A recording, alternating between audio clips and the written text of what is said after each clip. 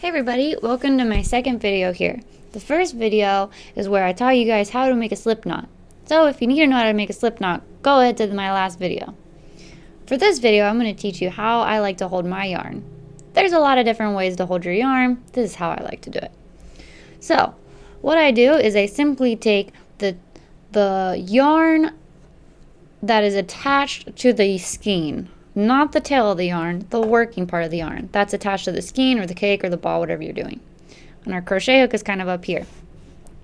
Now, I'm going to wrap this around my pointer finger. But to give myself some yarn to work with, I just kind of close my hand over. That way it has a little tension here for me, and it's not super hard to do. So I just kind of close my hand over my yarn. And then I take my crochet hook that's already attached to the yarn through my slip knot, and I wrap it around. Like that. So we're going over it, under, over, boom, done.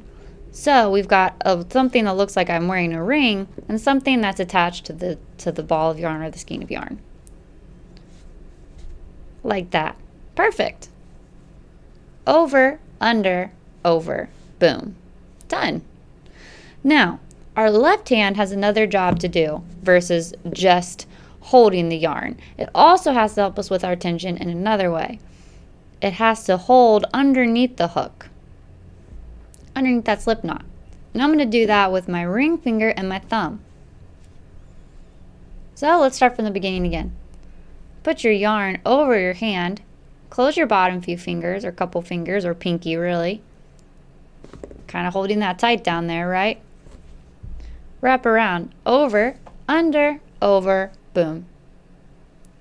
Step 2, take your pointer or your middle finger and your thumb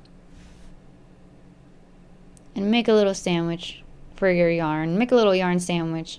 You've got your middle finger and your thumb, keeping that nice and tight. And then you're ready to crochet. In my next video, I'm going to show you how to make a chain. So go ahead and go to the next video if you're ready for your next lesson. Thanks.